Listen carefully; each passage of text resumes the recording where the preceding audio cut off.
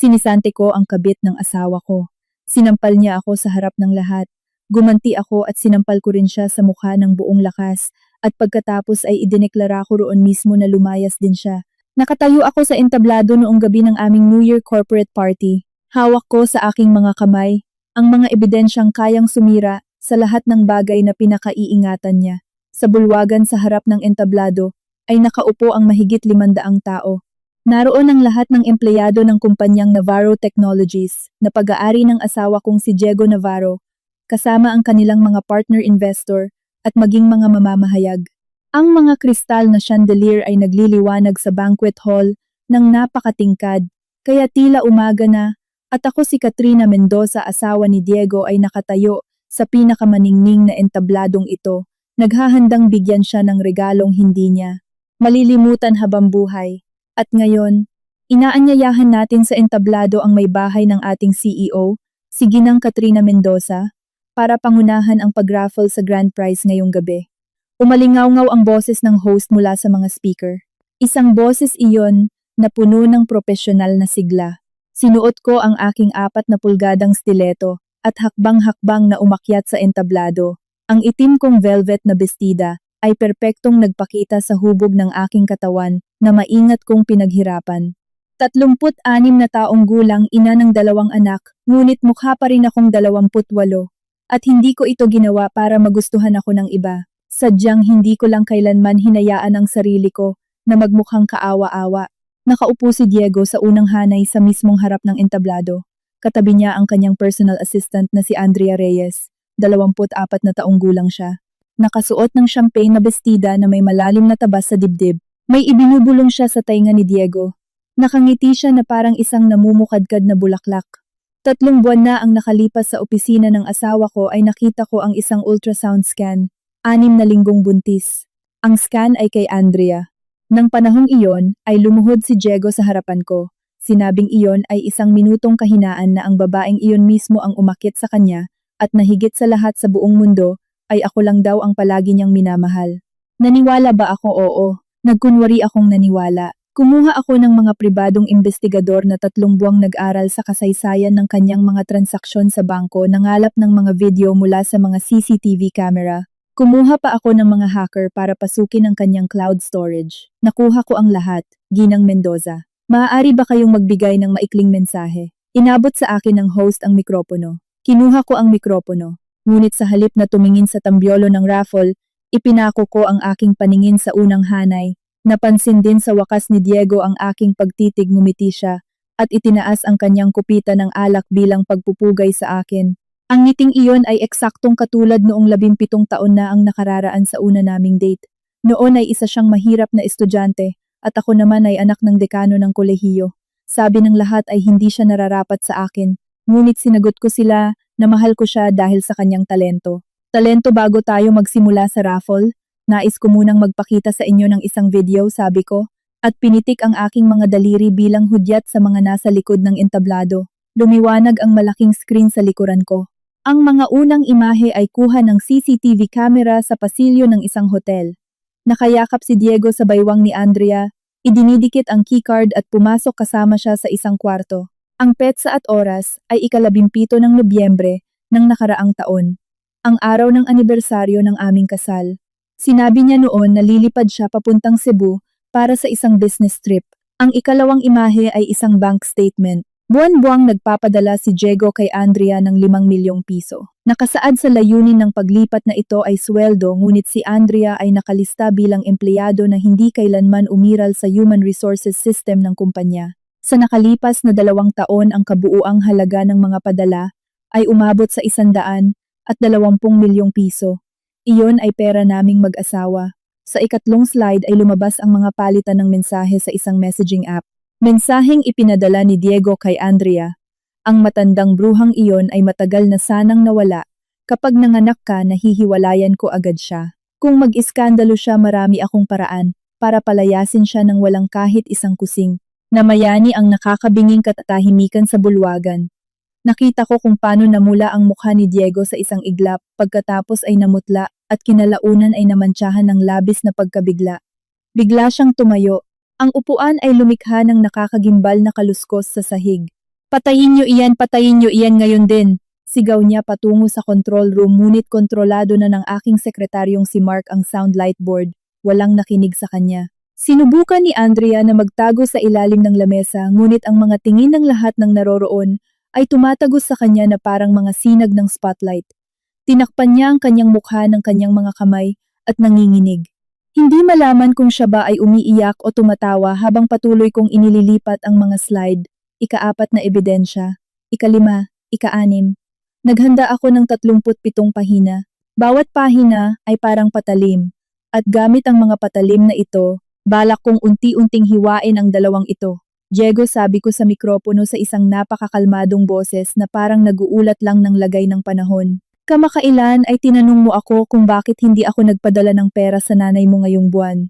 Ngayon ay sasagutin kita. Dahil nalaman kong pinapadalhan mo ang nanay mo ng 1 milyong piso kada buwan, habang kay Andrea ay 5 milyon. 30 taon kang pinalaki ng nanay mo. Pero tila 5 beses na mas mababa ang halaga niya kaysa sa kabit mo. May malakas na napasinghap sa bulwagan. Nakita ko ang ilang tao na naglabas na ng kanilang mga telepono at nagsimulang kunan ng video ang nangyayari. Bukas ng umaga o kahit ngayong gabi kakalat na ang videong ito sa buong internet. Umakyat ng patakbo si Diego sa entablado. Sa sobrang pagmamadali niya ay natisod siya sa mga hagdan at muntik ng madapa ang lalaking ito, na laging nagpapanggap bilang isang maginoo sa mundo ng negosyo, ay mukhang baliw sa mga sandaling iyon. Nagdugo ang kanyang mga mata sa galit. Katrina, nasisiraan ka na ba ng bait? Alam mo ba kung ano ang ginagawa mo? Ang kumpanya ay papasok bukas sa Philippine Stock Exchange. Hinawakan niya ang aking pulso ng napakahigpit na halos mabali ang aking mga buto. Napangiwi ako sa sakit ngunit hindi ako nagpumiglas. Malamig ko lamang siyang tinitigan. Alam ko, sabi ko. Kaya nga pinili ko ang araw na ito. Pinaikot niya ang kanyang braso para sumampal. Ang sampal na iyon ay napakabilis, kaya wala man lang akong oras na ipikit ang aking mga mata. Isang malakas na lagutok ang umalingaw-ngaw sa mismong tabi ng mikropono na pinalakas pa ng mga speaker, kaya tumunog iyon na parang putok ng baril. Napaiktad ang ulo ko sa gilid at nalasahan ko ang kalawang na lasa ng dugo sa aking bibig. May sumigaw sa bulwagan, may mga napabiglang tayo. May sumigaw na tumawag ng pulis. Ngunit walang umalis sa kanilang pwesto. Pinigil ng lahat ang kanilang hininga, pinapanood ang libreng palabas ng pinakamadugong drama ng taon. Dahan-dahan kong nilingon ang aking ulo at tiningnan si Diego. Nanginginig pa rin ang kanyang palad at sa kanyang mga mata ay mababasa ang kabaliwan na nahaluan ng takot at galit. Siguro ay inakala niyang tatakpan ko ang aking mukha habang umiiyak at tatakbo palayo sa entablado. Na magiging isa akong kaawa-awang biktima ng pang-aabuso sa bahay, bibigyan siya ng pagkakataon na gumanap bilang isang nagsisising asawa at paliitin ang iskandalong ito bilang isang ordinaryong away pamilya. Patawad ngunit hindi niya ako kilala. Ako si Katrina Mendoza, anak ng isang dekano, nagtapos ng high school bilang valedictorian at kumuha ng law sa UP bilang magna cum laude. At pagkatapos ay 12 taong nagtrabaho bilang abogada sa mergers and acquisitions. Ang pinakamababang halaga ng kaso sa mga isyung hinawakan ko ay umabot sa 30 bilyong piso. Nakipagnegosasyon ako sa mga pinuno ng sindikato, mga opisyal ng gobyerno, at mga tagapagmana ng mga multinasyonal na korporasyon at inakala niyang mababali niya ako gamit ang isang sampal. Tumawa ako at itinaas ang aking kamay. Unang sampal. Buong lakas ko siyang sinampal sa kaliwang pisngi. Ito ay para sa katatapos mo lang na pananakit sa akin. Ikalawang sampal. Nagpalit ako ng kamay at sinampal ang kanyang kanang pisngi.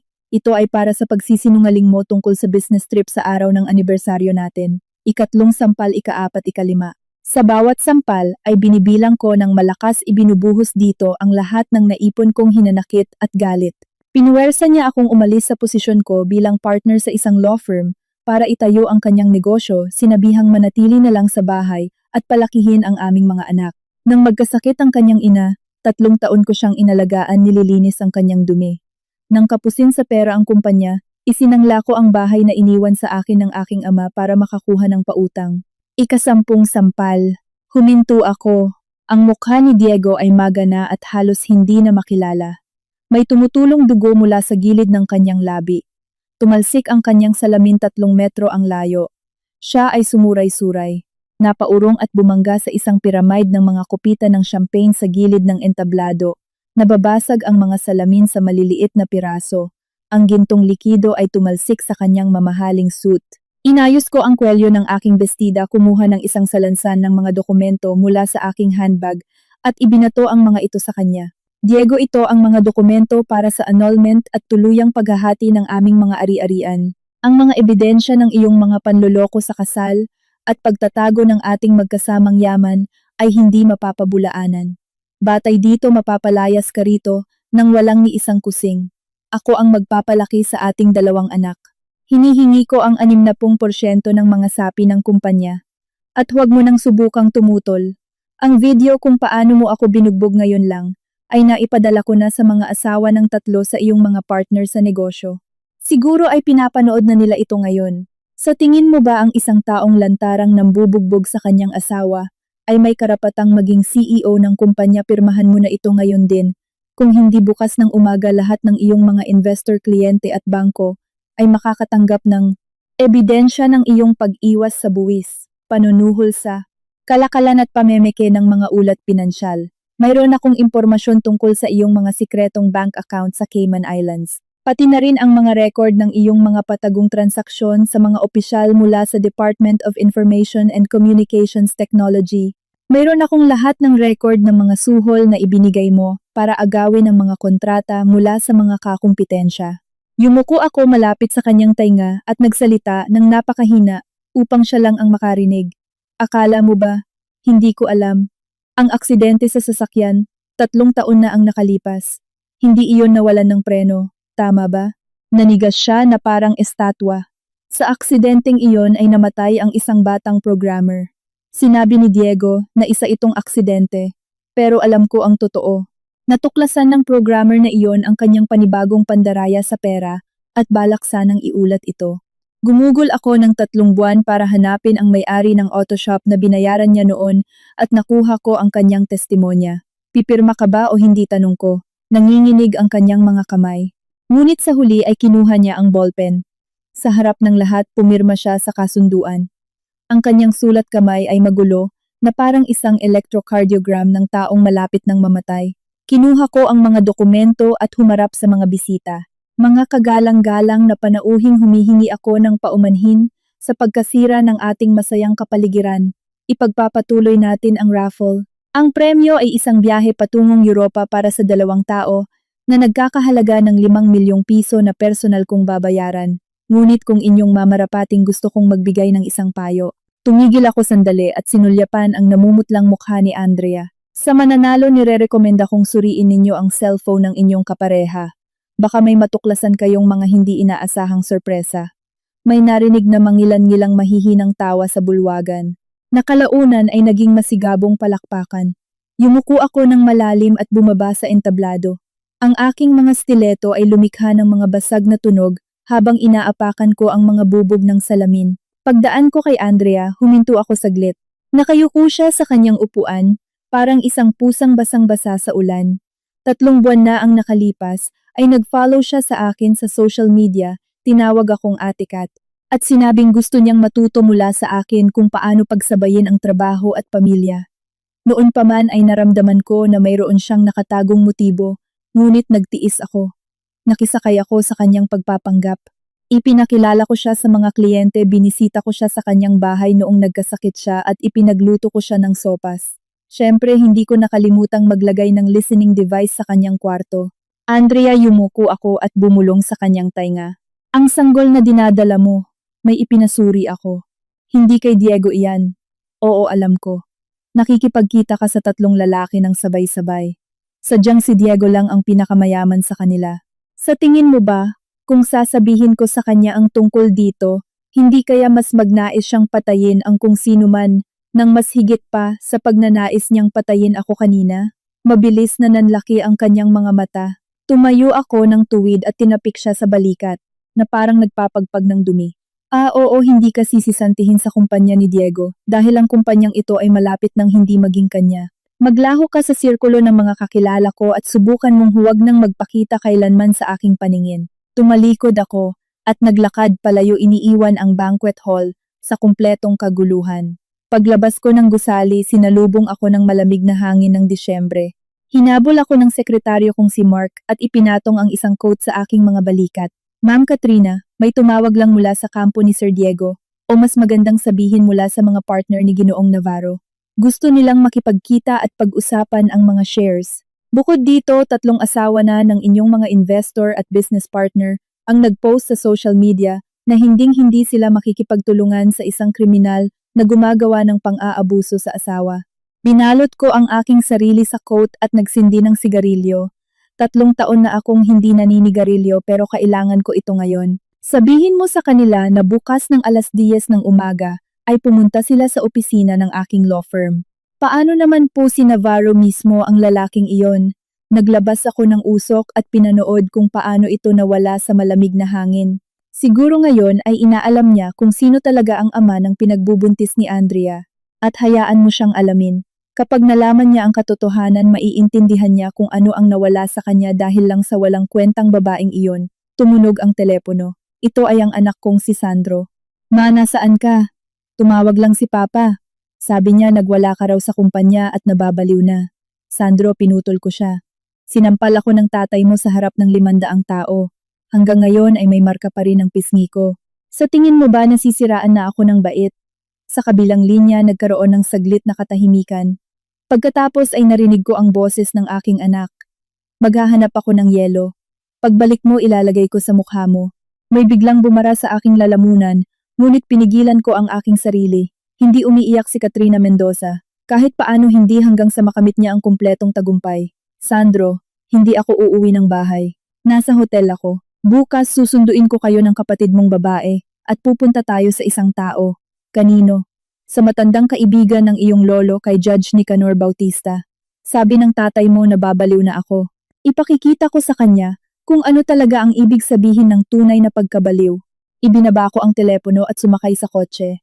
Sa rearview mirror ang aking kaliwang pisngi ay mapula at maga, ngunit ang aking mga mata ay nagniningning ng mas maliwanag kaysa dati. Ang gabing ito ay simula pa lamang. Nang magising ako sa penthouse ng isang 5-star hotel sa BGC 10:00 na ng umaga ng sumunod na araw. Pumasok ang sikat ng araw mula sa malalaking bintana, nagpapaliwanag sa dokumento ng annulment at paghahati ng yaman na nakapatong sa nightstand. Ang pirma ni Diego ay mukhang isang pangit na peklat. Ngunit habang tinitingnan ko ito, pakiramdam ko ay isang malaking kasiyahan. Mayroong 37 missed calls sa aking telepono, 12 mula kay Diego, 8 mula sa kanyang ina, at ang iba ay mula sa mga nag-aalala o mausisa na mga kamag-anak at kaibigan. Tinawagan ko lamang ang isang numero, ang matandang kaibigan ng aking ama, si Judge Nicanor Bautista, na tinatawag kong Tito Nick, Kat. Ang boses ng matanda ay umalingaw-ngaw sa kabilang linya. Ramdam sa kanya ang pinipigil na galit. Isang tao na namuhay ng mapayapa sa buong buhay niya. Ngunit ngayon ay nagmumura sa telepono na parang isang mabangis na hayop. Nakausap ko na ang mga kasamahan natin. Kung ang ebidensya sa kaso ni Navarro ay matibay, ang pagpapalayas sa kanya nang walang kahit isang kusing ay hindi magiging mahirap. Ngunit mag-ingat ka. Ang taong iyan, kapag na-corner ay kayang gawin ang lahat. Alam ko po, Tito Nick. Nagpadala na ako ng mga tao mula sa security agency para sunduin sina Sandro at Ana. Titira sila sa inyo ng ilang araw. Ikaw, paano ka ako? Tumingin ako sa panorama ng syudad sa labas ng bintana. Kailangan kong pumunta at kunin ang aking mga tropeo. Ang Navarro Technologies ay naghahandang pumasok sa Philippine Stock Exchange na may napakalaking halaga ng pagtataya. Pagmamay-ari ko ang 30% ng shares. Ito ay aking prenuptial property, ngunit ang paglago ng halaga pagkatapos ng kasal ay itinuturing na conjugal property. At higit sa lahat, nasa aking mga kamay ang mga materyales tungkol sa mga pandaraya na kayang sumira sa kanyang sosyal at pangnegosyong buhay. Eksaktong 11:00 ayon sa schedule, pumasok ako sa meeting room ng kumpanya. 3 sa mga partner ni Diego ang naghihintay na sa akin. Si Ian Morales, ang tech director, na isang henyo sa teknolohiya, ngunit urong-sulong magdesisyon. Si Victor Perez, ang operations director at kaklase ni Diego, na sa salita ay laging pinapahalagahan ng kapatirang katapatan, at si Elena Cruz, ang finance director, ang nag-iisang babaeng partner at ang taong kailangan kong makuha sa aking panig sa anumang halaga. Attorney Mendoza. Tumayo si Elena mula sa upuan. Kinatawan ni Ginoong Navarro. Magsasalita ako ng diretsahan, sabi ko. Sigurado akong nakita na ninyo ang video ng nangyari sa harap ng 500 tao. Nagkatinginan ang tatlong lalaki. Ibinaba ni Ian Morales ang kanyang mga mata. Tumikhim si Victor Perez. Tanging si Elena Cruz lamang ang direktang nakatingin sa aking mga mata. Attorney Mendoza, nagpunta kami rito ngayon para pag-usapan ang kinabukasan ng kumpanya. Malinaw na sa kasalukuyang sitwasyon, hindi na maaaring magpatuloy si Ginoong Navarro bilang CEO, ngunit ang kumpanya ay walang kasalanan. Daan-daang empleyado ang umaasa rito. Elena, pinutol ko siya. Hindi ako pumunta rito para makipagkasundo. Pumunta ako rito para magbigay ng kondisyon. Ayon sa pinirmahang kasunduan, sa pagitan namin ni Navarro, 27% ng kanyang 45% shares ay mapupunta sa akin. Kapag isinama sa aking orihinal na 30% ako na ang magiging pinakamalaking shareholder ng kumpanya. Imposible iyan. Biglang tumayo si Victor Perez. Hinding-hindi papayag diyan si Diego. Pumirma na siya. Ibinato ko ang kopya ng kasunduan sa ibabaw ng lamesa. Bukod pa rito, may ebidensya ako ng kanyang panunuhol sa mga opisyal pag-iwas sa buwis at pamemeke ng mga ulat. Kung hindi kayo papayag na ibigay sa akin ang kontrol ng kumpanya bukas ng umaga, ay may ipapadalang sulat sa National Bureau of Investigation at sa Bangko Sentral ng Pilipinas, pati na sa SEC. At kapag nangyari iyon, kalimutan nyo na ang Philippine Stock Exchange.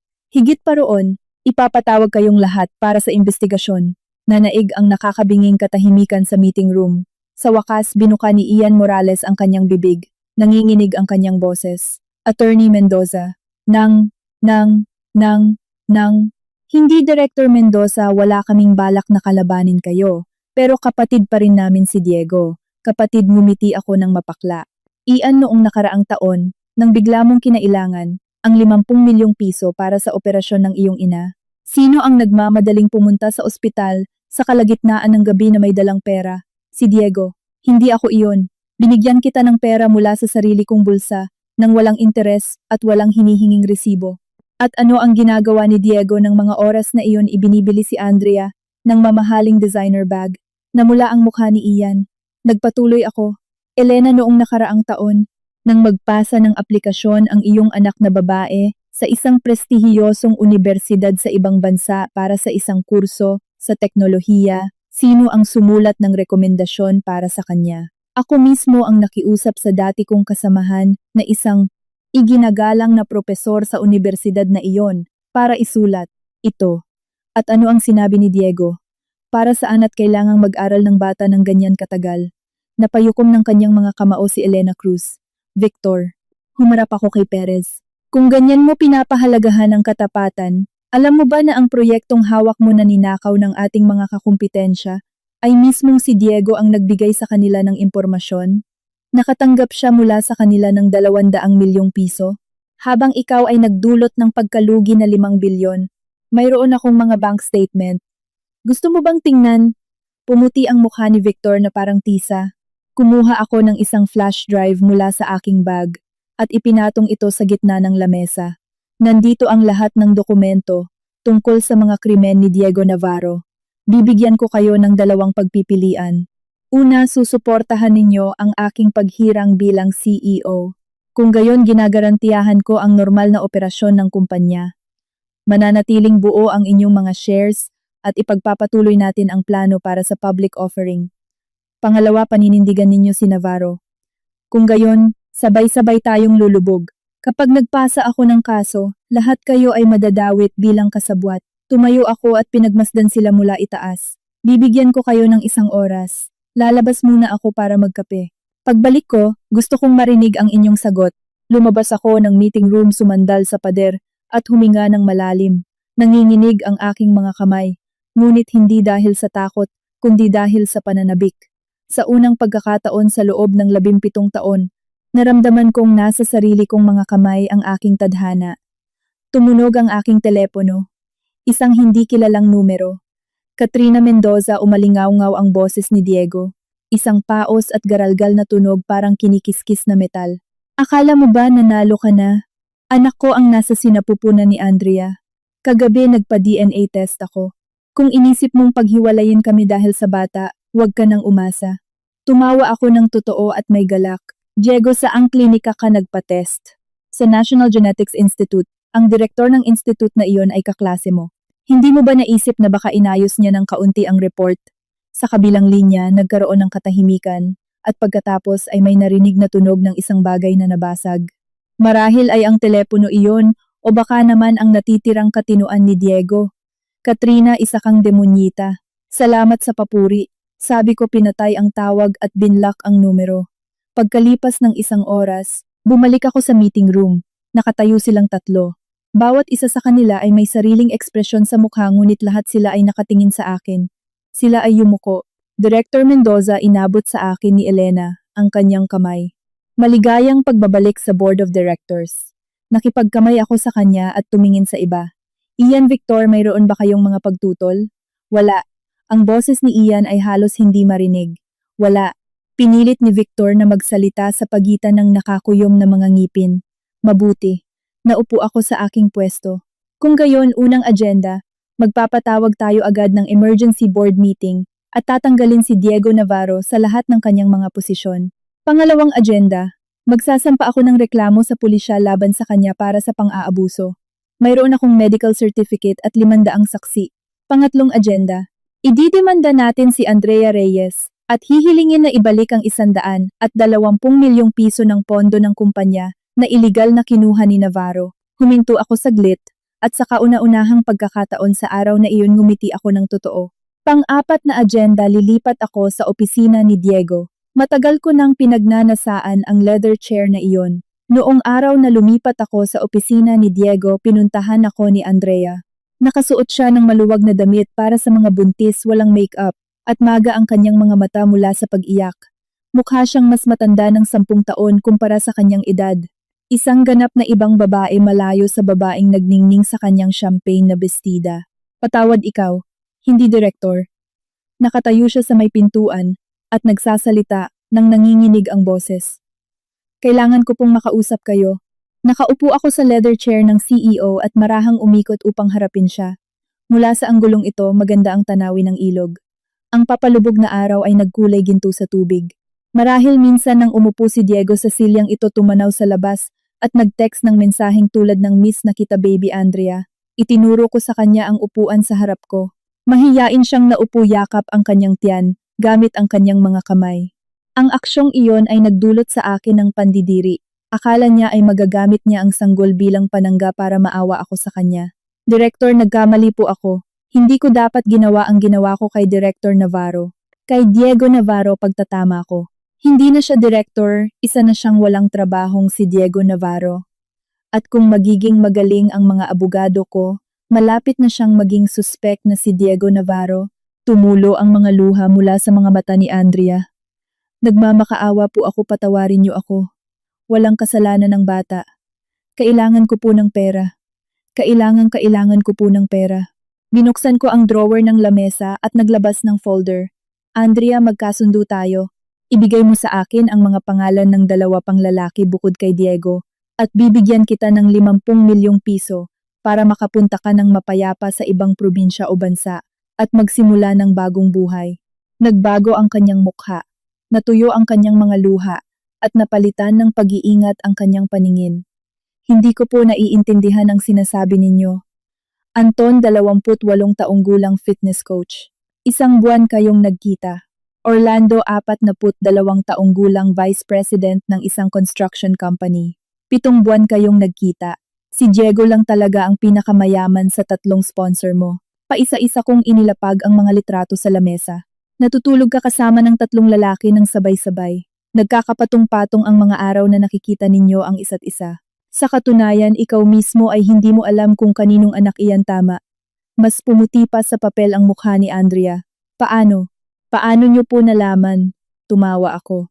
Andrea, napansin ko nang may mali sa iyo mula noong araw na i-follow mo ako sa social media para magkusang makipagkaibigan ang isang 24 na taong gulang na dalaga sa isang 36 na taong gulang na babae. Tiyak na mayroon itong layunin. 3 buwan akong nakisakay sa palabas mo. Oo, magaling ang pag-arte mo pero napakasama ng script mo. Tumayo ako mula sa aking upuan at lumapit sa kanya. Instintibo niyang niyakap ang kanyang tiyan at napaatras. Bibigyan kita ng 3 araw. Ibigay mo sa akin ang kanilang mga contact number at ang buong history ng mga transaksyong pinansyal mo sa kanila at ipapadala kita sa labas ng bansa bitbit ang 50 milyon na cash. Kung hindi, yumuko ako malapit sa kanyang tainga at bumulong. Ibibigay ko sa pulisya ang ebidensya ng iyong panloloko kung paano mo kinuhanan ng pera ang 3 lalaki ng sabay-sabay. Alam mo ba kung ano ang pinakamataas na parusa para sa estafa? Lalo na sa malalaking halaga? Nanginig siya na parang tuyong dahon sa ihip ng hangin. Hindi niyo po iyon gagawin. Sinabi niyo mismo na walang kasalanan ng bata. Walang kasalanan ang bata. Tumayo ako ng tuwid. Pero ikaw ang may kasalanan. At sabihin mo sa akin, Andrea, talagang balak mo bang isilang siya? Lalaki ang bata sa isang kalagayan kung saan ang ina ay estafador at ang ama ay isang bangkaroting kriminal na nambubugbog ng asawa? Sigurado ka ba na ito ang regalong gusto mong ibigay sa iyong anak? Gumuho ang pader ni Andrea. Tinakpan niya ng kanyang mga kamay ang kanyang mukha at umiyak ng malakas. Malakas na nanginginig ang kanyang mga balikat. Nakatayo lang ako sa tabi niya at malamig na pinagmamasdan siya. Walang ni isang hibla ng simpatiya sa aking puso. 3 buwan na ang nakalipas, ganyan din ako umiyak. Nang matagpuan ko ang ultrasound scan na iyon sa opisina ni Diego, pakiramdam ko ay gumuho ang mundo ko. Akala ko noon ay mamatay ako mababaliw o magiging isang mapait na babaeng naghahanap ng awa mula sa mga kaibigan sa social media. Ngunit hindi ko iyon ginawa. Pinili ko ang ibang landas. Ang landas ng paghihiganti. 3 araw. Bumalik ako sa aking pwesto at pinindot ang intercom. Security, ihatid ninyo ang bisita palabas. Pumasok ang 2 guwardiya at inilabas si Andrea. Sa pintuan lumingon siya. Sa kanyang mga mata ay naghalo ang takot at poot.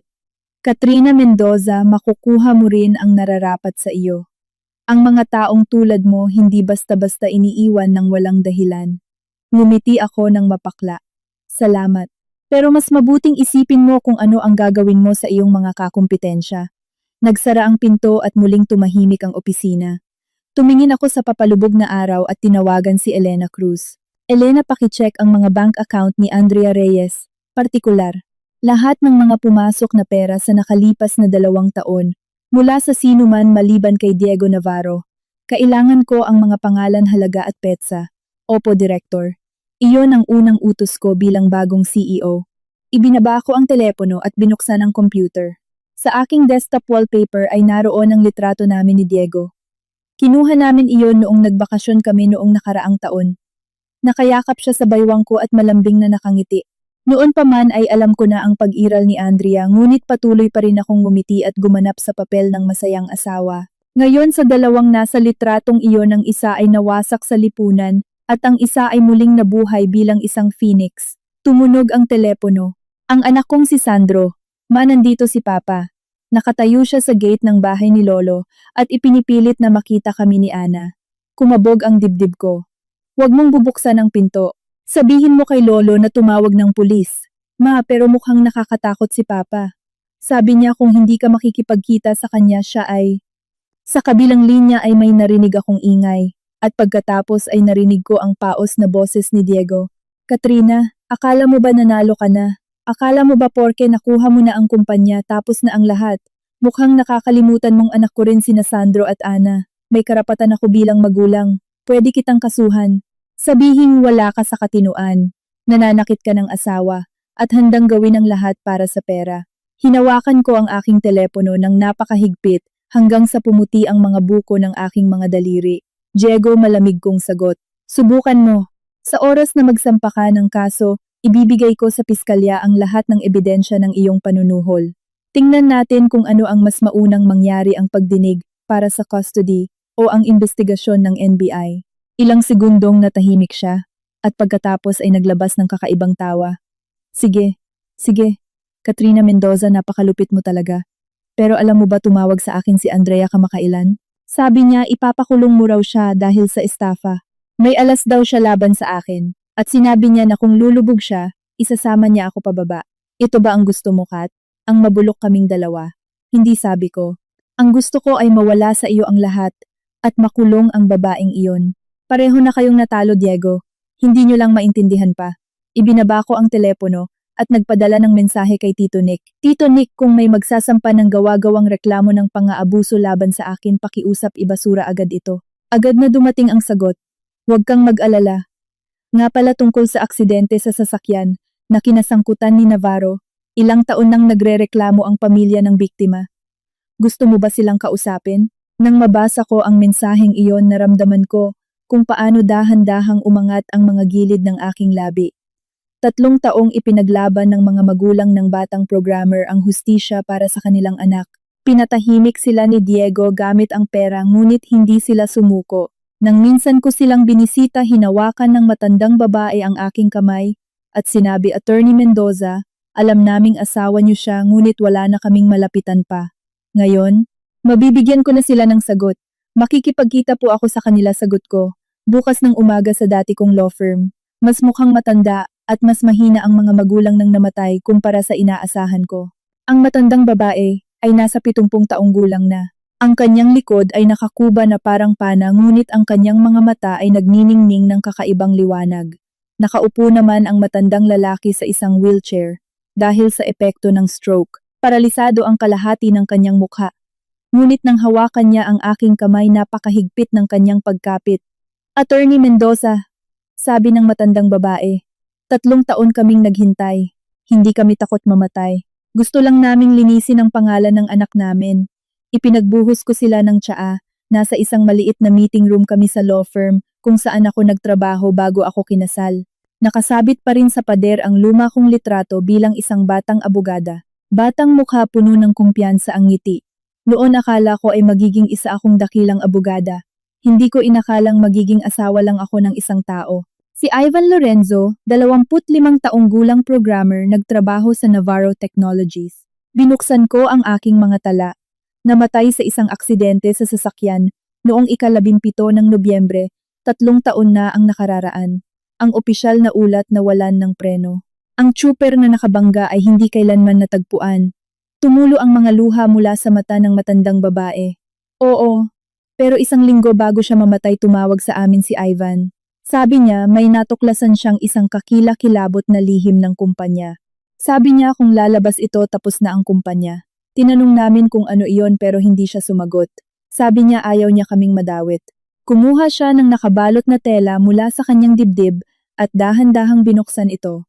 Sa loob ay may isang lumang cellphone. Ito ang telepono ni Ivan. Sabi ng pulisya ay hindi na raw maibabalik at nabura na raw ang lahat ng datos, pero hindi namin magawang itapon. "Attorney Mendoza, pwede niyo bang tingnan?" Kinuha ko ang telepono at inabot sa isang espesyalista na naghihintay sa labas ng pinto. Isa siyang henyo sa data recovery na binayaran ko ng malaking halaga. "Kailangan natin ng kaunting oras," sabi ko. "Nais ko kayong tanungin. Sa nakalipas na 3 taon, may lumapit ba sa inyo at nag-alok ng pera kapalit ng pagtigil ninyo sa pag-iimbestiga?" Biglang nanlaki ang mga mata ng matandang lalaki at isang hindi maintindihang tunog ang lumabas mula sa kanyang paralisadong bibig. Hinagod ng matandang babae ang kanyang likod at sumagot. "Oo, si Navarro mismo ang pumunta at nag-alok ng 200 milyong piso para pumirma kami sa isang kasunduang aareglo sa kaso. Sabi niya, kung hindi kami pipirma, mag-ingat daw kami sa mga apo namin sa probinsya na baka mapahamak." Kumulo ang aking dugo. "Diego, mas marumi ka pa pala kaysa sa inaakala ko. At tinanggap ninyo ang 200 milyon, hindi nangatal ang boses ng matandang babae. "Kailangan namin ng hustisya, hindi pera.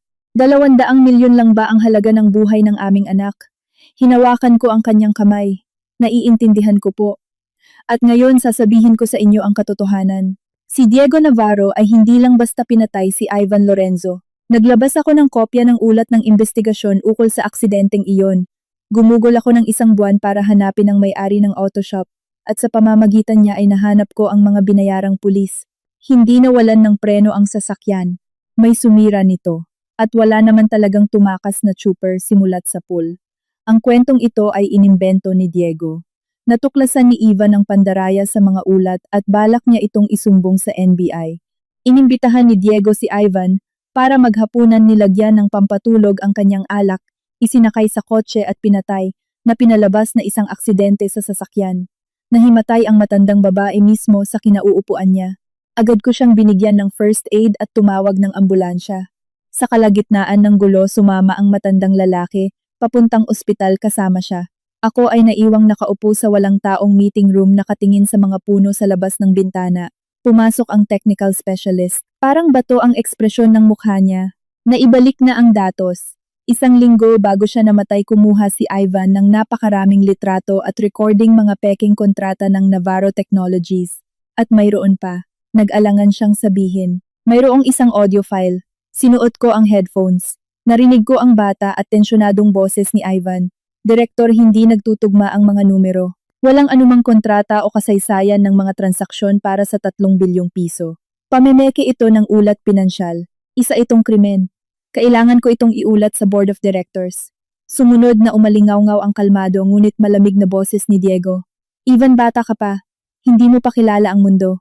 Ganito na lang ang gawin natin. Bibigyan kita ng 200 milyon. Mag-resign ka, pumunta ka sa ibang bansa at mag-aral. Mas mabuting wag ka nang makialam sa mga ganitong mapanganib na bagay. Hindi ito mapanganib na bagay, isa itong krimen.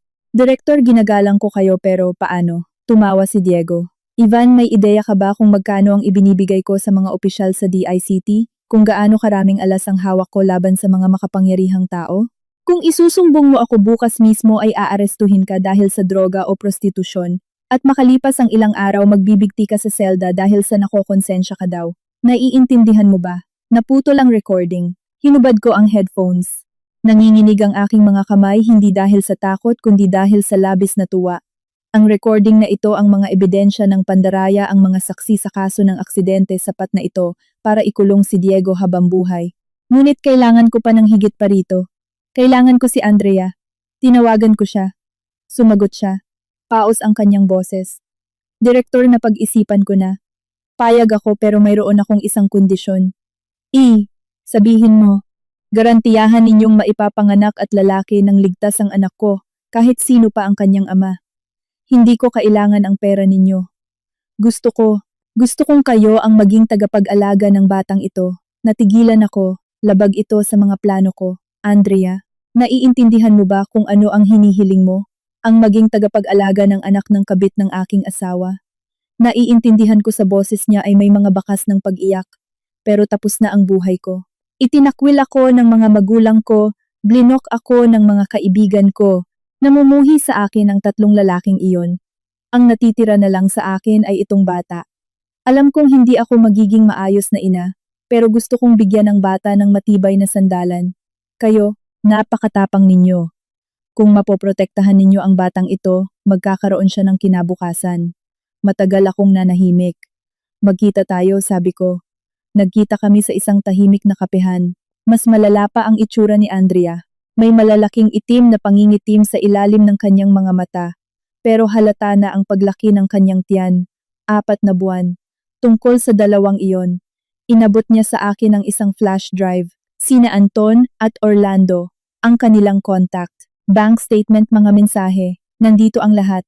Binigyan ako ni Anton ng 30 milyon, kay Orlando ay 80 milyon. Kasama ang pera ni Diego, aabot iyon sa 230 milyon. Alam kong estafa ito. Ibinabalik ko ang lahat ng ninakaw kong pera at handa akong harapin ang parusa, pero gusto kong isilang ang batang ito. Tumingin siya sa akin. Sa kanyang mga mata ay may nakita ako na hindi ko nakita noon. Pag-asa na may halong determinasyon. Direktor, alam kong kinamumuhian ninyo ako. Ako man ay kinamumuhian ko ang sarili ko, pero walang kasalanan ang bata. Pinaulit ko ang test. Siguradong kay Diego Navarro ang batang ito. Ang test na pineke ng kanyang kaklase ay gawa-gawa niya, kaya umulit ako sa ibang klinika. Totoo ito. Kinuha ko ang flash drive at walang sinabi. Mas mahal ng mga magulang ko ang kapatid kong lalaki. Nang makapasa ako sa universidad, hindi nila ako pinayagang mag-aral. Sabi nila hindi kailangan mag-aral ng babae. Nagnakaw ako ng pera para ipambayad sa matrikula, naglayas sa bahay, nag-part-time, habang nag-aaral hanggang sa napunta ako sa Navarro Technologies. Akala ko ililigtas ako ni Diego Navarro, bibigyan niya ako ng buhay na pinapangarap ko. Nagkamali ako. Hindi sana ako naging gahaman at hindi sana ako naghanap ng madaling paraan. Ngayon itong bata na lang ang gusto ko. Gusto kong lumaki siyang isang normal na tao at hindi mamuhay ng katulad ko. Tumulo ang kanyang mga luha sa kanyang mga pisngi, pero hindi siya umiyak ng malakas. Magaspang lamang niyang pinunasan iyon gamit ang likod ng kanyang kamay. Paano ang bata? Bakit hindi ka nagpalaglag? Tanong ko. Minsan na akong nagpalaglag. Noong 18 taong gulang ako, wala pa akong alam noon. Pumunta ako sa isang palihim na klinika at muntik na akong mamatay. Sabi ng doktor. Sobrang nipis na raw ng matris ko at kung magpapalaglag pa ako muli, hinding-hindi na ako magkakaanak kailanman. Mapait siyang ngumiti. Nakakatawa no ibinenta ko ang katawan ko, pero sa huli muntik na akong mawalan ng karapatang maging ina. Tinitigan ko siya at bigla akong nakaramdam ng matinding pagod. Sa labanang ito, inakala ko na mararamdaman ko ang saya ng tagumpay. Ngunit ngayon, habang nakaupo sa harap ng babaeng dating labis kong kinamumuhian, blanko lamang ang nararamdaman ko. Andrea, sabi ko. Hindi ko pwedeng maging legal guardian ng anak mo pero matutulungan kita. 200 ang ibibigay ko sa iyo. Una, magiging testigo ka laban kay Diego para sa kaso ng estafa, panunuhol at pagpatay. Kapalit niyon tutulungan kita na makakuha ng mas mababang sentensya, bibigyan kita ng kaunting pera at ipapadala kita sa ibang bansa. Ang bata, pagkapanganak ipapaampun mo at magsisimula ka ng bagong buhay. Pangalawa, isisilang mo ang bata at ikaw mismo ang magpapalaki. Hahanapan kita ng trabaho pero kailangan mong tanggapin na ikaw ang mananagot para sa batang ito habang buhay. Wala nang bar, wala nang mga sponsor, wala nang madali ang daan. Tiningnan niya ako. Ang liwanag sa kanyang mga mata ay unti-unting lumiwanag. Pipiliin ko ang pangalawa. Hinawakan niya ang kanyang tiyan at bumulong. Gusto kong subukang mamuhay ng walang inaasahang lalaki. Inabot ko ang aking kamay. Nag-alangan siya bago nakipagkamay. Malamig ang kanyang kamay ngunit mahigpit ang kanyang pagkakahawak. Kung gayon gawin natin ito ng tama, sabi ko. Unang misyon. Tawagan mo si Diego at sabihing may ebidensya ka ng kanyang mga financial fraud. Alukin mo siyang bilhin ito sa halagang 50 milyong piso. At habang nag-uusap kayo, kailangan mong mapilitan siyang direktang aminin na siya ang pumatay kay Ivan. Kailangan ko ang recording na iyon. Namutla ang mukha ni Andrea. Pagtataksil iyan, hindi ba? Hindi, ngumiti ako. Ito ay paghihiganti. Mas naging tanga at mas naging malupit si Diego kaysa sa inaasahan ko. Kinabukasan matapos ang tawag ni Andrea, dumating siya dala ang pera. Hindi buong 50 milyon iyon. 5 milyong piso lang kasama ang kung ano-anong kontrata at shares. Pinipilit niya si Andrea na pumirma sa isang non-disclosure agreement kapalit ng pagtubos sa ebidensya. Nagbanta siya na kung hindi pagsisisihan niya iyon. Gaya ng itinuro ko, umarte si Andrea na takot at nag-aalangan hanggang sa napilitan siyang pumayag. Pagkapirma sa papel at pagkakuha ng pera, sinadya niyang itapon ng kape sa pantalon ni Diego. At habang nagpupunas siya ng mantsa, nakuhaan ng aking mga tao ang buong pangyayari gamit ang hidden camera, pero iyon ay patikim pa lamang. Ang tunay na dagok ay naghihintay sa kanya sa susunod. Pagkaalis ni Diego sa kapehan, dumiretso siya sa isang inabandonang auto shop. Naroon si Berting, ang taong binayaran niya 3 taon na ang nakararaan. Doon nakatago ang mga ebidensya. Nandoon ang lihim na sa paniniwala ni Diego ay hindi matatagpuan ni numan. Ngunit hindi niya alam na naglagay ako ng bug at GPS tracker sa telepono ni Andrea. Berting, umalingaw-ngaw ang boses ni Diego sa aking earpiece. May problema. May alam ang babaeng iyon. Siguro ay ang backup file na iniwan ng programmer na iyon. Kailangang ilipat ang lahat. Ihanda mo ang bangka. Tatakas ako papuntang Saba o sa dagat. Ang may-ari ng shop na si Berting ang mismong taong tumulong kay Diego na ayusin ang aksidente sa sasakyan 3 taon na ang nakararaan. Gumugol ako ng 2 buwan para hanapin ang kanyang kahinaan. Ang kanyang anak na lalaki ay nag-aaral sa ibang bansa at binabayaran iyon ni Diego. Hindi alam ni Berting na binabantayan din ng aking mga tao ang anak niya. Director Navarro, nanginginig ang boses ni Berting. Masama po ito. Si Katrina Mendoza, may inaamoy ang babaeng iyon. Kahapon dumating ang mga pulis, nagtatanong tungkol sa nangyari 3 taon na ang nakalipas. Ano namang kinatatakutan mo? Sigaw ni Diego. Kung tatahimik ka lang, wala siyang magagawa. Pero kung magdaldal ka, isipin mo kung anong mangyayari sa paborito mong anak. Mahigpit kong naikuyom ang aking mga kamao. Blackmail. Palaging blackmail. Ito na lang palagi ang armas na mayroon si Diego. Director Navarro, biglang sabi ni Berting. Nakapagdesisyon na po ako. Isusuko ko na ang anak ko. Pupunta ako sa pulisya at aamin sa kasalanan. Sa earpiece narinig ang kaguluhan, mga mura ni Diego at tunog ng pag-aaway, sinundan ng isang malakas na kalabog at sigaw ni Berting. Berting, Berting, walang sagot. Agad akong tumawag ng pulis at nagmadaling pumunta sa auto shop. Sabay kaming dumating ng kapulisan 20 minuto pagkatapos. Nakahiga si Berting sa sahig sa isang pool ng dugo. Hinampas siya sa ulo gamit ang wrench, ngunit humihinga pa. Wala na roon si Diego ngunit may mga patak ng dugo sa sahig. Siya man ay nasugatan din. Ipasara lahat ng pwedeng labasan, sabi ko sa investigador na nangunguna sa operasyon. Hindi pa siya nakakalayo. At ang taong ito ay isang mahalagang saksi. Kailangan siyang iligtas kahit anong mangyari. Tumingin sa akin ang investigador ng may komplikadong ekspresyon sa mukha. Attorney Mendoza, paano niyo nalaman na may mangyayari dito? Nag-wiretap ako, naglabas ako ng ID ng abogada at ang nararapat na mga dokumento. Legal na pagsubaybay para sa layuning mangalap ng ebidensya para sa kaso ng pang-aabuso at pagpatay. 3 linggo ko itong inilakad para makakuha ng special court order sa tulong ni Judge Bautista. Formal na dahilan para protektahan ang aking buhay at ang buhay ng iba. Naaresto si Diego makalipas ang 6 na oras. Sinubukan niyang tumakas ngunit nahuli siya sa pantalan sa Batangas. Nagawa siyang paluin ni Berting sa binti gamit ang metal na tubo, kaya hindi siya nakatakbo ng malayo. At higit sa lahat ang kanyang labis na kumpiyansa ang nagpahamak sa kanya. Inakala niyang hindi lalaban si Berting, inakala niyang nabili na niya si Andrea gamit ang pera, at inakala niyang nananatili pa rin akong isang masunuring asawa na maglilinis ng kanyang mga kalat. Nang ipasok siya sa sasakyan ng pulis, tiningnan ko siya. Magulo ang kanyang buhok, duguan ang mukha, punit ang kanyang suit, ngunit ang puot sa kanyang mga mata ay nanatiling nag-aapoy. Katrina, sigaw niya. Hindi ka mamamatay ng mapayapa. Hihilahin kita kahit mula pa sa kabilang buhay. Nakatayo ako malapit sa sasakyan ng pulisya at pinagmasdan siya sa likod ng salamin. Diego, alam mo ba kung nasaan ngayon ang mga magulang ni Ivan Lorenzo? Natigilan siya. Nasa ospital sila, nagbabantay sa kwarto ni Berting. Sabi ng matandang babae kung mabubuhay si Berting, ibibigay niya ang kalahati ng bayad pinsala para sa anak nila. At sabi ng matandang lalaki ngayong nahuli na ang pumatay sa anak niya, makakatulog na rin siya sa wakas ng payapa. Sumandal ako sa bintana at nagsalita ng napakahina upang siya lang ang makarinig. Natalo ka, at hindi ka natalo sa akin. Natalo ka sa sarili mo, sa iyong kasakiman, sa iyong kalupitan, sa iyong pagmamataas. Inakala mong kaya mong kontrolin ang lahat ng tao pero may nakalimutan kang isang bagay. Ang tao ay tao, hindi aso. May anak si Berting pero may konsensya pa rin siya. May ambisyon si Andrea. Pero nagising sa kanya ang instinto bilang ina. Tumayo ako ng tuwid at tinitigan ko siya sa mata. At ako, nagmahal ako. Minahal kita, Diego. 17 taon na ang nakararaan nang basahin mo ang isang tula sa klase ng tatay ko. Binigyan ako ng gabi ng maiitim na mata ngunit hinahanap ko rito ang liwanag. Akala ko ikaw ang pinakaromantikong lalaki sa buong mundo, pero ngayon naiintindihan ko na. Hindi mo kailanman hinanap ang liwanag.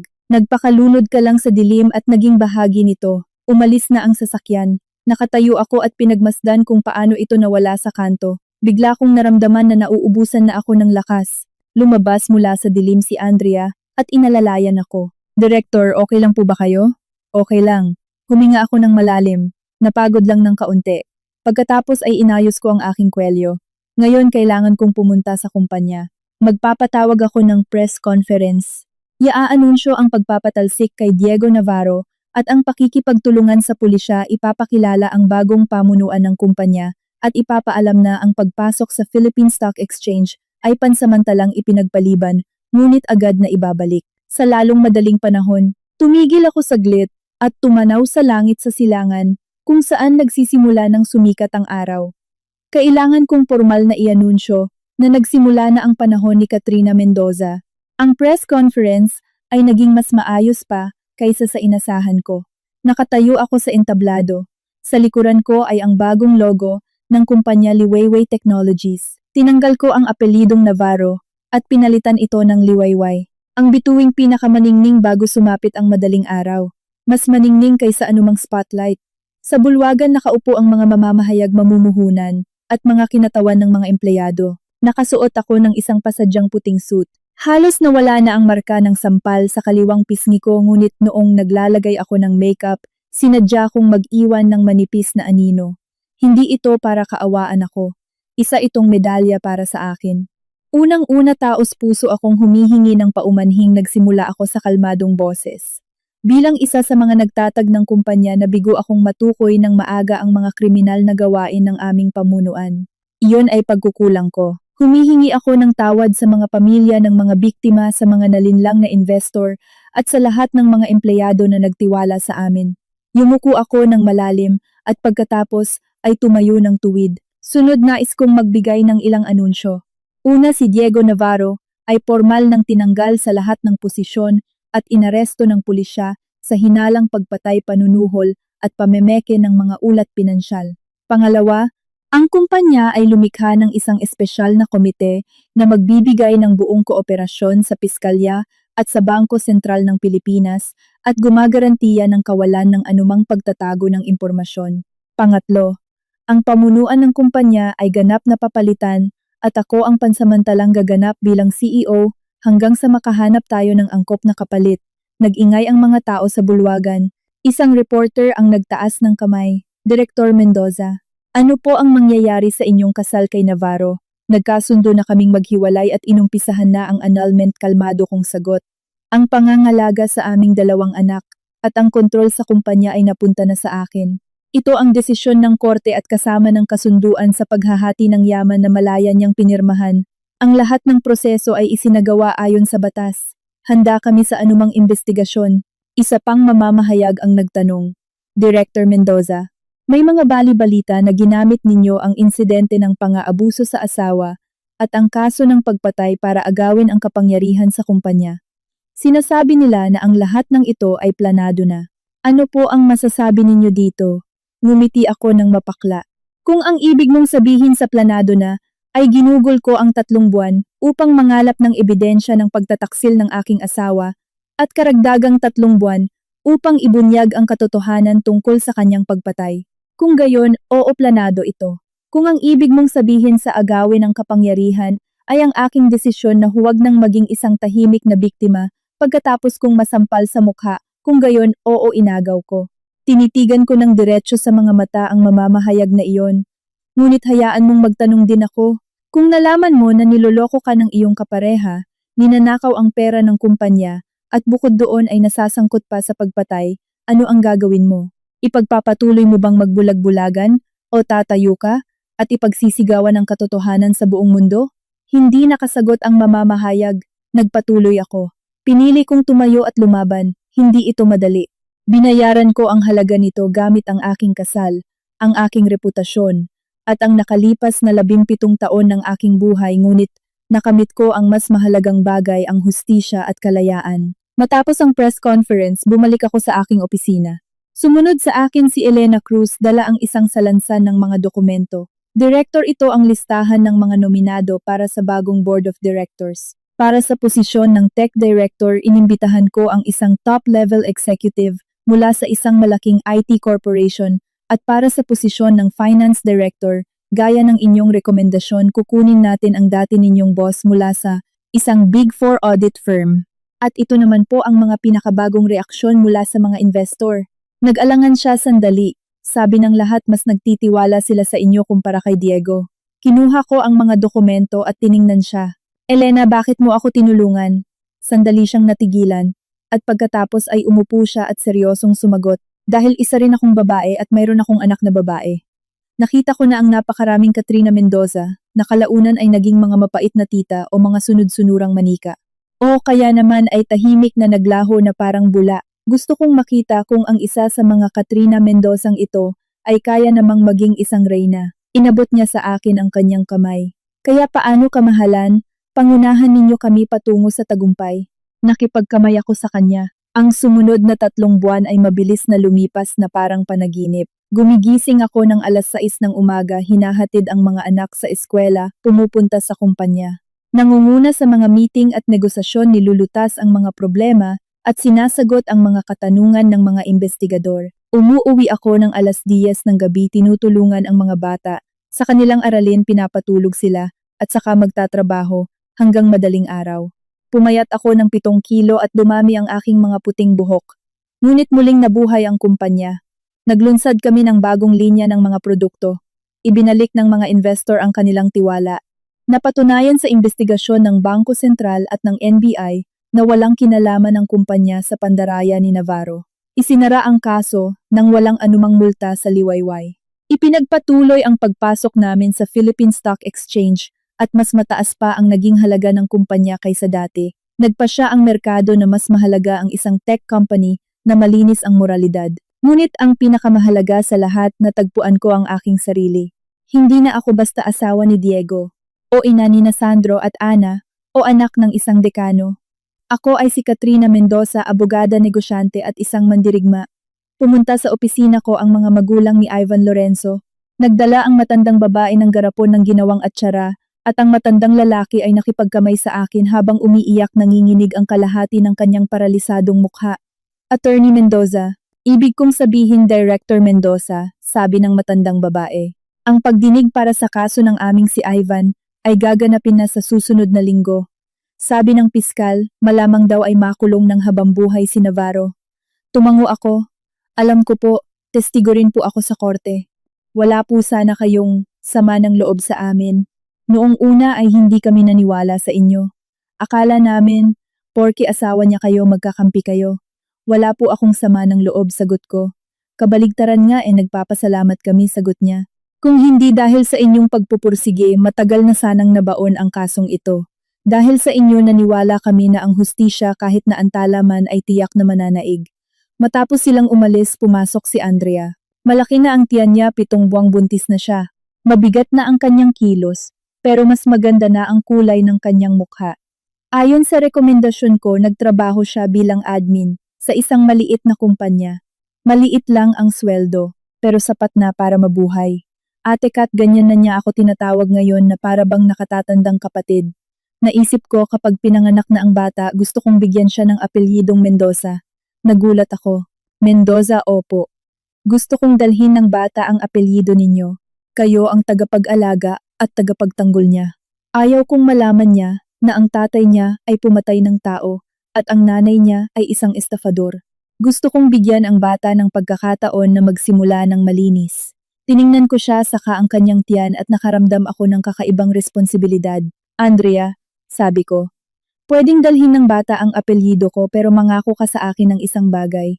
Ano po iyon? Maging matatag ka. Hindi para sa bata kundi para sa sarili mo. Mag-aral ka, makapagtapos ng kurso at maghanap ng magandang trabaho. Huwag ka nang aasa pa kailanman sa mga lalaki, at huwag kang maghanap ng madaling paraan. Ang mundong ito ay hindi nag-iiwan ng maraming landas para sa mga babae, ngunit kahit na pinakamaliit na eskinita, isa pa rin itong daan, hindi isang bangin. Tumulo ang mga luha mula sa kanyang mga mata, pero nakangiti siya. Pangako. Naghahanda na po akong bumalik sa unibersidad para mag-aral ng business administration. Kapag nakuha ko ang diploma ko, kukuha ako ng civil service exam, o babalik ako sa inyo sa kumpanya at magsisimula sa pinakamababang posisyon. Sige, hihintayin ko iyon. Ang pagdinig kay Diego ay naganap noong buwan ng Setyembre. Nakasuot ako ng formal na itim na suit at nakaupo sa upuan para sa saksi. Sa tapat ko ay nakaupo ang abogado ni Diego, isang tanyag na fixer na kilala sa pag-absuelto ng mga mayayaman. Ginang Mendoza, sinimulan niya ang pagtatanong. Kasal kayo kay Navarro sa loob ng 17 taon. May 2 kayong anak. Sinasabi ninyong matagal na kayong dumaranas ng pang-aabuso sa loob ng inyong bahay.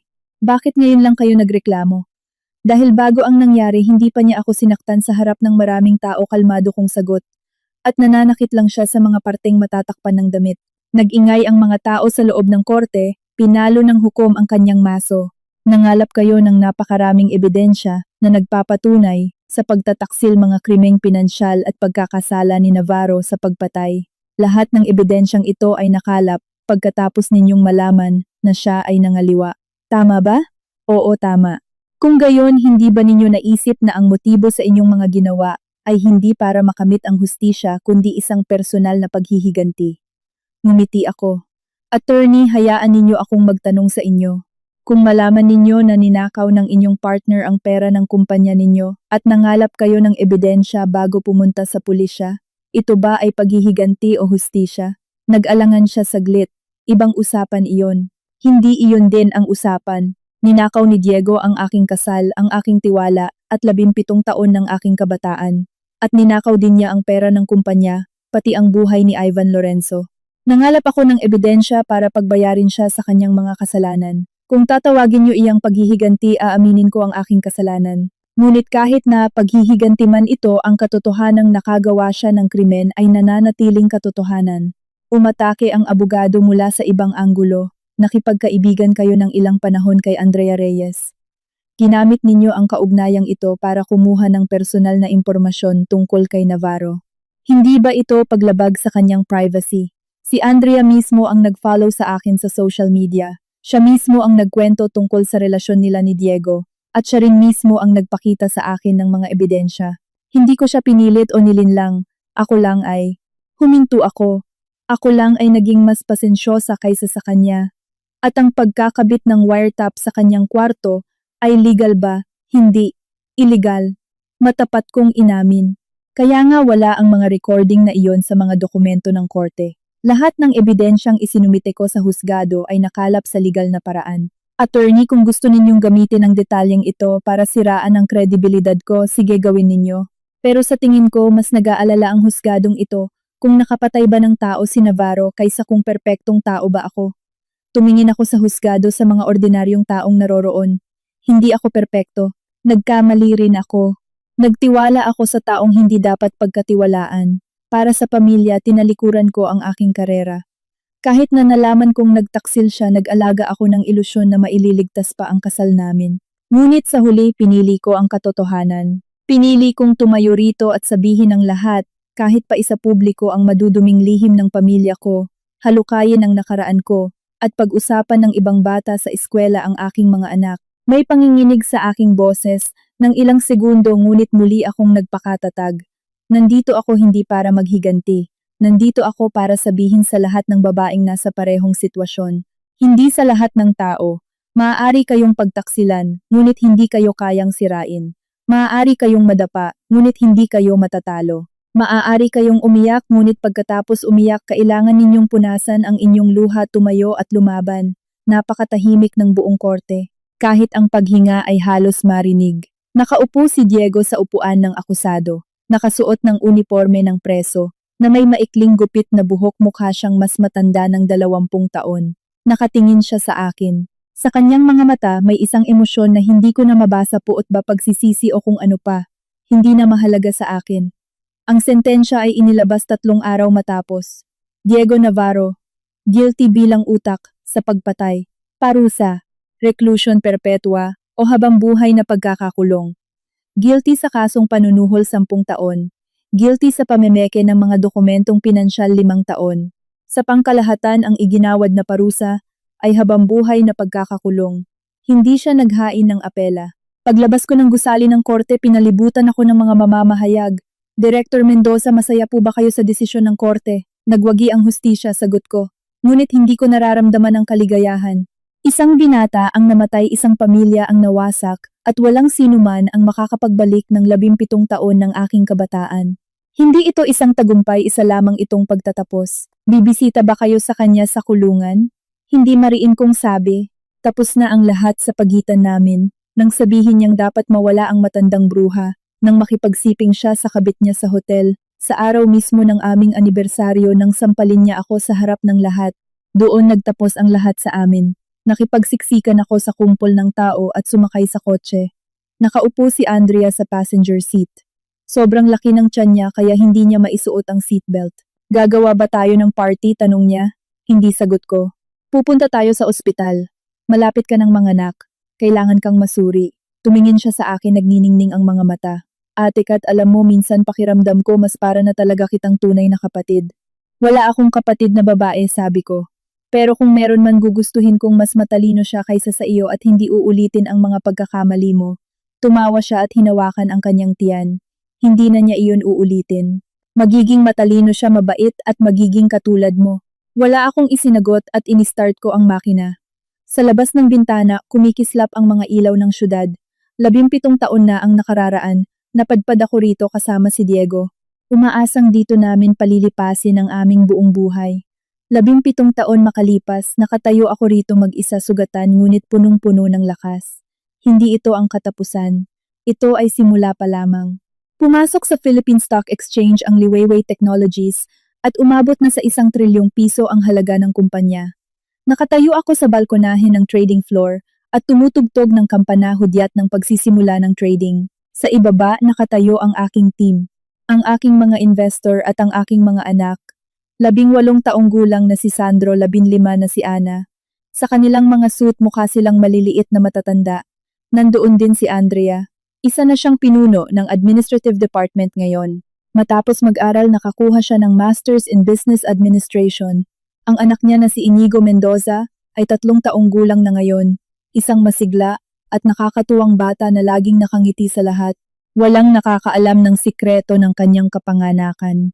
Ang alam lang ng lahat ay siya ang ampon ni Director Mendoza na lumalaki na puno ng pagmamahal. Tumakbo si Ana at niyakap ako. Paglaki ko, gusto ko ring maging direktor. Napakaganda.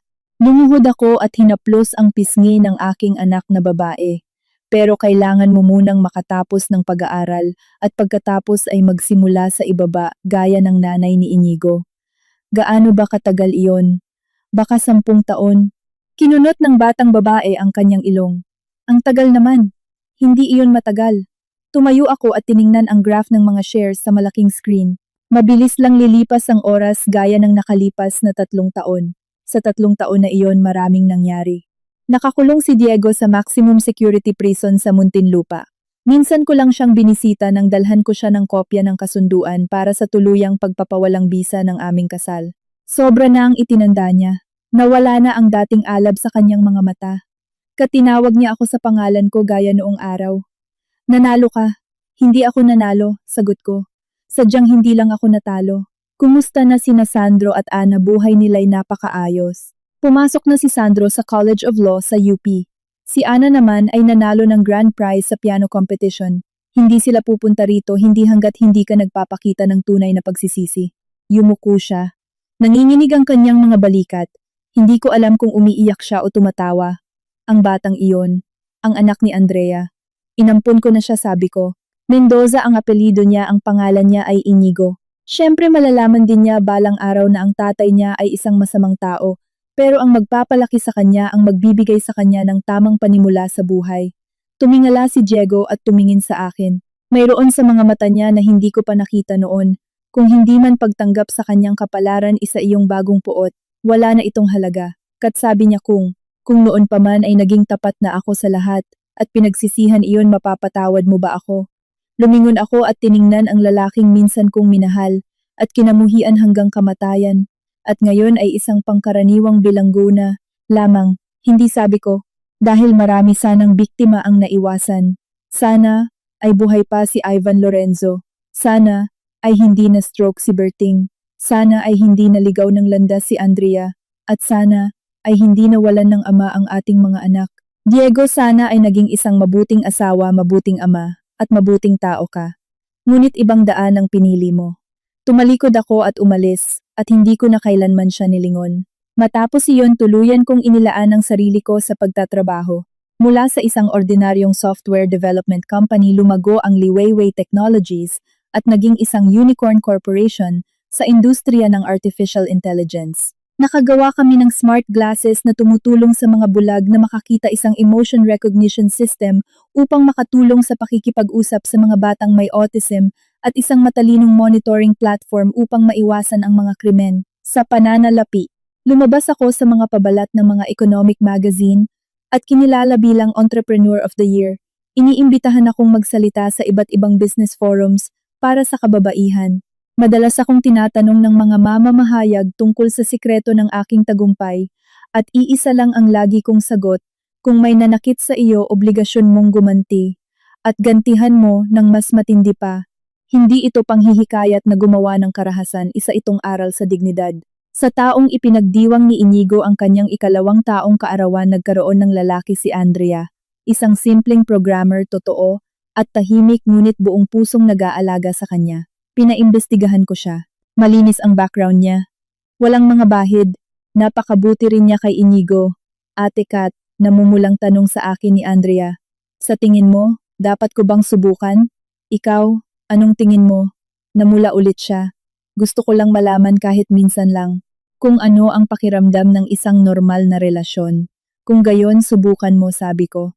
Pero tandaan mo, wag mong isakripisyo ang sarili mo para sa lalaki. Ang diploma mo, ang trabaho mo, ang kalayaan mo, mas mahalaga ang mga ito kaysa sa kahit anong pagmamahal. Seryosong tumango si Andrea. na parang isang masunuring estudyante. Ang kasal nila ay ginanap noong sumunod na tag-init. Isang maliit at simpleng seremonya. Ako ang naging abay niya.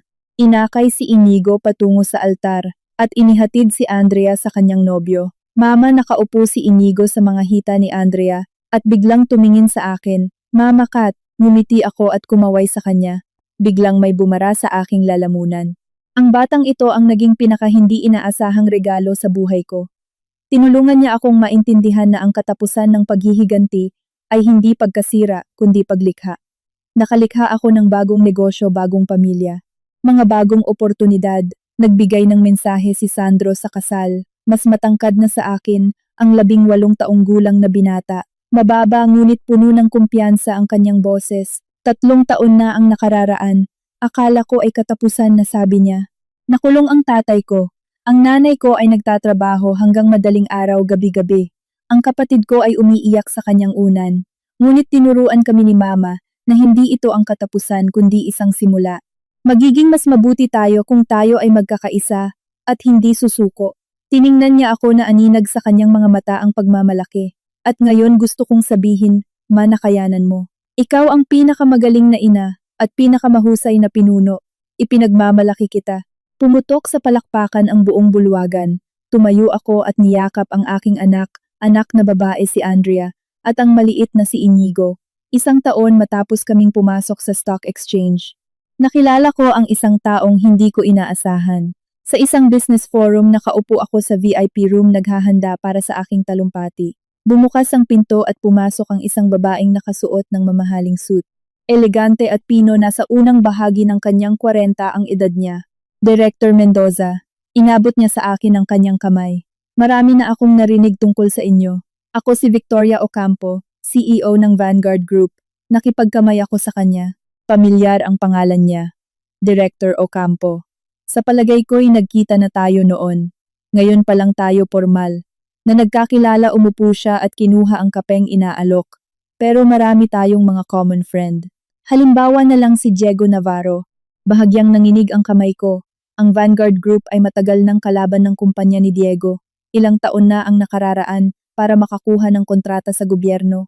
Idinawit ni Diego si Victoria Ocampo at muntik nang mabankrupt ang kanyang kumpanya.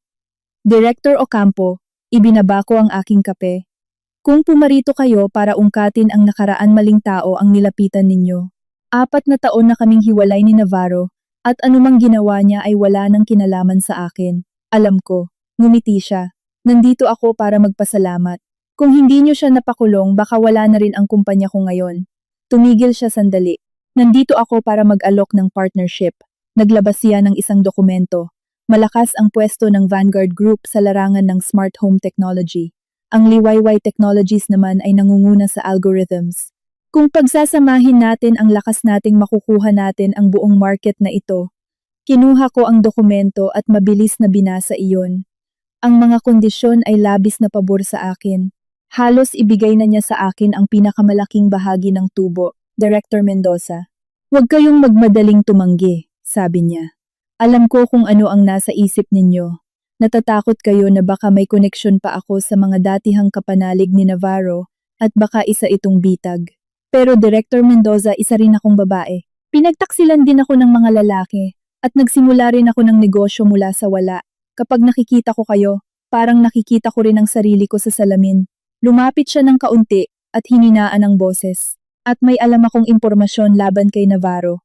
Mukhang kahit nasa loob na siya ng kulungan, hindi pa rin siya napapanatag. At pilit pa rin siyang naghahanap ng butas sa batas gamit ang kanyang mga lumang koneksyon para irepaso ang kaso. Gusto niyo bang malaman kung sino ang tumutulong sa kanya? Nanliit ang mga mata ko.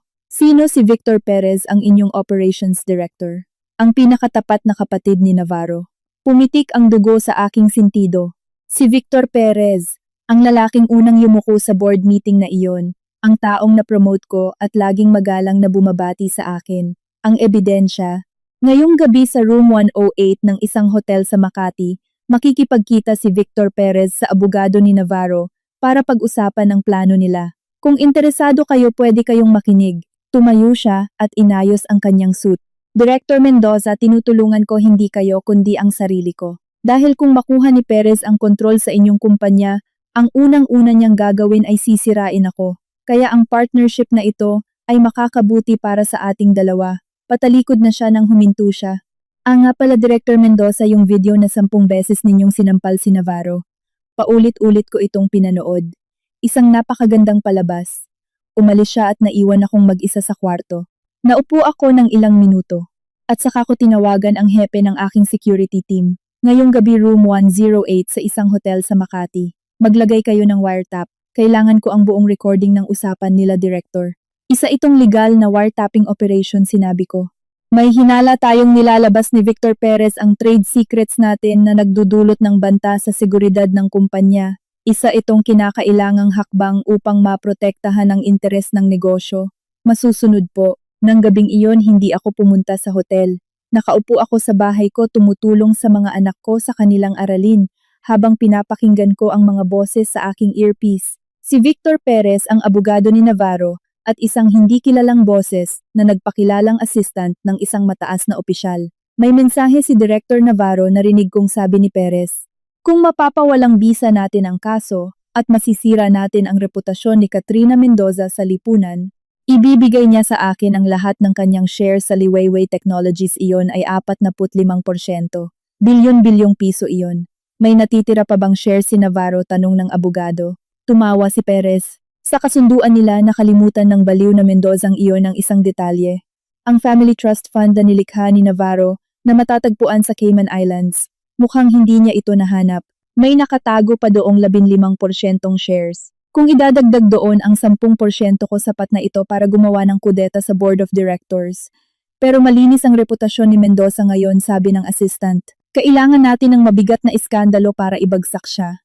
Eskandalo, ibinaba ni Perez ang boses niya. Ang mga illegal niyang pamamaraan na ginamit para kumuha ng mga ebidensya ang pag-wiretap ang panunuhol. May record ako niyan. Isa pa, ang koneksyon niya kay Andrea Reyes ay hindi ganoon kalinis. Alam niyo ba kung sino talaga ang batang iyon na si Inigo Mendoza? Hinubad ko ang aking earpiece. Sapat na iyon. Alam ko na kung ano ang gagawin ko sa susunod. Kinabukasan ipinatawag ko ang isang emergency board meeting. Nakaupo si Victor Perez sa dulo ng mahabang lamesa, nakangiti at tumatango sa akin tulad ng dati. Mga kasamahan, simula ko. Nagpatawag ako ng pulong dahil sa dalawang rason. Una, ang operations director natin na si Victor Perez ay tatanggalin sa kanyang posisyon agad-agad dahil sa paghihinala ng paglalabas ng mga trade secret at pakikipagsabwatan sa mga kalaban ng kumpanya na nagdudulot ng banta sa seguridad natin. Magsasagawa tayo ng investigasyon ukol dito. Tumigil ang pagngiti ni Perez. Pangalawa, patuloy ko imungkahi kung ilunsad natin ang poison pill strategy. Palalabnawin natin ang lahat ng share na pagmamay-ari ni Diego Navarro upang maiwasan ang anumang maling pamamahala. Kasabay nito magsasampa ako ng formal na reklamo sa NBI patungkol sa kanyang pagtatago ng mga yaman sa ibang bansa at pera mula sa money laundering. Mendoza, anong kahibangan ito? Mabilis na tumayo si Perez. Ano ang ebidensya mo? Pinindot ko ang remote. Sa malaking screen narinig ang malinaw na pag-uusap na pinakinggan ko kagabi. Bawat salita niya at ng kanyang mga kasabwat ay umalingaw-ngaw sa buong kwarto. Illegal na wiretap iyan. Hindi yan tatanggapin sa korte. Ito ay legal na pagpapatibay sa katotohanan, kalmado kong sinabi. Isinagawa ito sa ilalim ng pahintulot ng ating security department upang protektahan ang kumpanya mula sa isang pinaghihinalaang tao na naglalabas ng mga sekreto natin. Victor, alam na alam mo ang mga protocol sa seguridad ng kumpanya natin, di ba? Pumula ng husto ang mukha ni Perez, naging kasing kulay ng atay ng baboy. Trinabaho mo ba ako? Hindi sagot ko. Sinabi ito sa akin ni Victoria Ocampo. Trinabaho ka ng mga sarili mong kakampi. Bumagsak siya sa upuan para bang hinugutan siya ng lakas. Ilabas siya, utos ko sa mga guwardiya. Ibigay niyo siya sa pulisya para sa kasong corporate espionage. At mayroon pa. Tumigil ako. Kasabwat sa pagpatay. Dahil doon sa kaso ng pagkamatay ni Ivan Lorenzo. Isa ka rin sa kasangkot. Hindi kakayanin ni Navarro na mag-isang tapusin ng malinis ang lahat. Nagliwanag sa gulat ang kanyang mga mata. Saan? Paano mo? Nagising si Berting mula sa stroke, sabi ko. At sinabi niya ang lahat-lahat. Kinaladkad palabas si Perez. Tumahimik ang buong meeting room. Si Elena Cruz ang bumasag sa katahimikan. Director, Ano po ang susunod na hakbang? Tumayo ako. Pupunta ako sa kulungan para bumisita kay Diego Navarro. Bibilin ko sa kanya na ang huli niyang alas ay sinunog ko na. Direktor, ito po ang ulat natin sa aming kawanggawa para sa taong ito. Ibinigay sa akin ng sekretarya ko ang dokumento.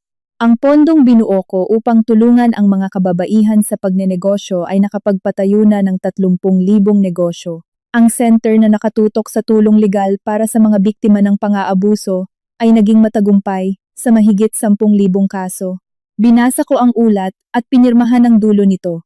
Magaling, dagdagan mo ang budget para sa susunod na taon ng 30%. Pero ang board of directors, ako ang chairman ng board, tiningnan ko ang sekretarya ko. Ang desisyon ko ay ang desisyon ng board. Tumango ang sekretarya at umalis. Tumayo ako at naglakad papunta sa bintana. Sa ibaba nakikita ko ang buong syudad ng Metro Manila. Ang headquarters ng Liwayway Technologies ay naging isa na sa mga paboritong destinasyon sa Kamaynilaan. 10 taon na ang nakararaan, nandito ako't 10 beses sinampal si Diego Navarro. 10 taon makalipas, nandito ako at nagpapasya kung paano babaguhin ang mundo. Tumunog ang telepono ko. Si Sandro iyon. Manakapasa ako sa bar exam. Simula next month, mag-uumpisa na ako bilang abogado para sa center na tumutulong sa mga biktima ng pang-aabuso. Alam ko na, ngumiti ako. Tumawag na sa akin ang direktor ng center.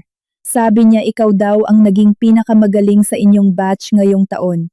Siyempre naman sa kanyang boses ay umaapaw ang pagmamalaki. Ako kaya ang anak ni Katrina Mendoza.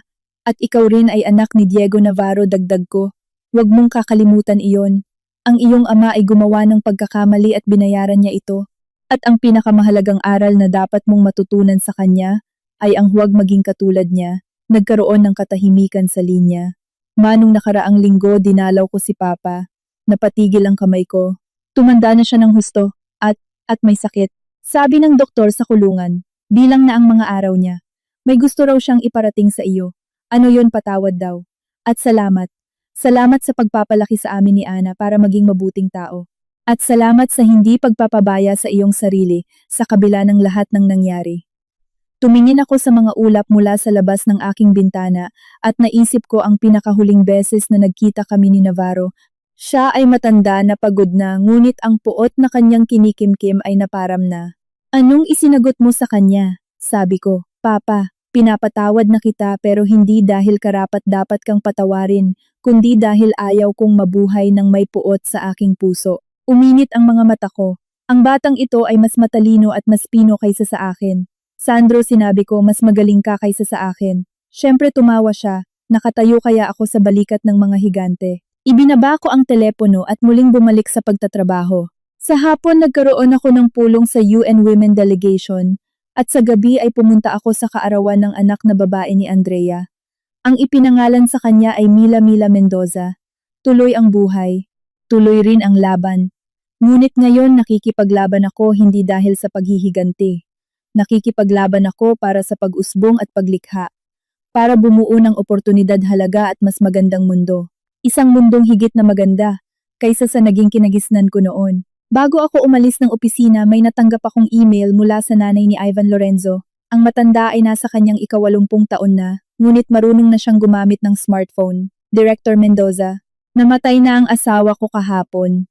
Bago siya namatay, sinabi niyang sa wakas ay mapayapa na siyang makakatulog dahil naghihintay na sa kanya si Ivan. Salamat dahil ibinigay mo ang hustisya sa amin at binigyan kami ng tahimik na pagtanda. Hindi namin kailanman mababayaran ang utang na loob namin sa inyo. Sumagot ako, kayo at ang asawa ninyo ang mga tunay na bayani. Kung hindi sa inyong pagpupursigi, hindi sana mapaparusahan si Navarro at wala sanang hustisya. Mag-iingat kayo palagi. Kapag may kailangan kayo, tumawag lang kayo kahit na anong oras. I-click ko ang send at pinatay ang aking computer. Kinuha ko ang aking bag at naglakad palabas sa pasilyo. Sa pader nakasabit ang isang tula na kinopya ng aking ama mula sa aking pagkabata. Kahit libo-libong tao ang humarang sa daan, hahanapin pa rin ng ilog ang sarili nitong Agos. 10 taon na ang nakararaan, mag-isa akong tumayo sa harap ng libo-libong nakatitig na mata. Para sampalin ang asawang nagtaksil at pinapalayas siya sa aking harapan.